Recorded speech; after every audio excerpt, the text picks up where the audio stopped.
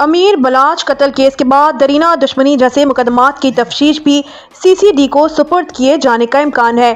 جرائم کروانے اور کرنے والے افراد کے خلاف سی سی ڈی کا گھیرا تنگ کرنے کا ٹاسک مل گیا ہے۔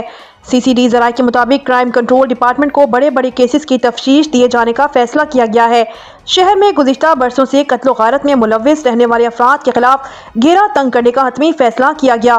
سنگین جرائم بالخصوص قتل کی وارداتوں میں ملوث پائے جانے والے افراد کے خلاف مقدمات کی تفتیش سی سی ڈی کے سپرد کی جائے گی۔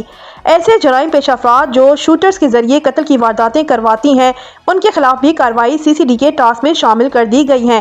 سی سی ڈی جلد جرائم پیشہ افراد کے خلاف کریک ڈاؤن کا آغاز کرنے جا رہی ہے۔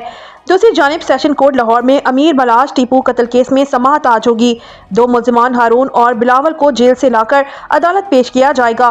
عدالت نے مقدمے میں پراسیکیوشن کے گواہوں کو طلب کر رکھا ہے۔ ایڈیشنل سیشن جج سید نجف حیدر قاسمی کیس کی سماعت کریں گے۔ عدالت نے گوگی بٹ اور ملک سہیل کو بھی پیش ہونے کا حکم دے رکھا ہے۔